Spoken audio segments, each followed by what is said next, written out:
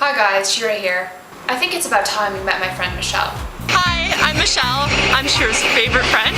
She made Aliyah from Toronto with her family this past summer. That's right. And after years of procrastination, she finally got her nose pierced. I just got my nose pierced, so I'm really excited. She has some special talents.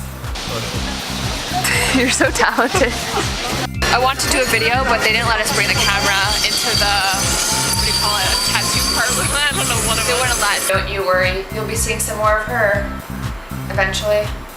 So, an update about my second week of clinicals at the hospital. We're continuing to learn and do new things. Our shift at the hospital starts at 7 a.m. with taking vital signs of all the patients and blood sugar of all the diabetics. Then we sit with our supervisor as he supervises us dispensing drugs to our specific patient. As I mentioned in my last video, we were each assigned one patient to take care of for 2 weeks.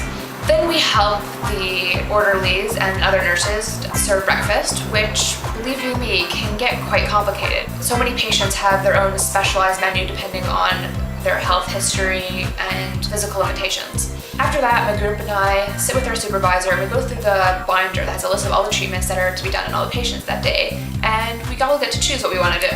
So I, so far, have bathed the patient, which can be difficult, treated bed sores, changed bandages, performed a bladder ultrasound, pulled out staples out of a surgical wound, cleaned and changed a stoma bag, and sat in on meetings of admitting and releasing patients. What takes up most of our day is 1, our breaks, and 2 is paperwork, because everything that is done has to be recorded and in an organized fashion. Also takes a lot of time is I sit with the patients. A lot of the time we just talk, which is what we're supposed to do. We're supposed to get used to speaking with patients.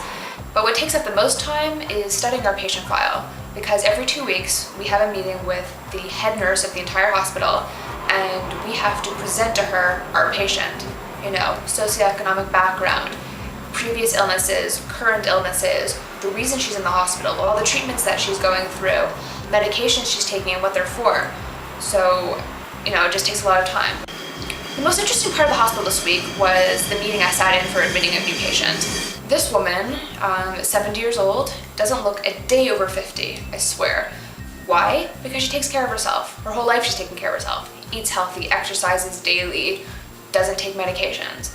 And when I say she doesn't take medications, I mean she doesn't take medications. Not Advil for period pain, no morphine after an operation.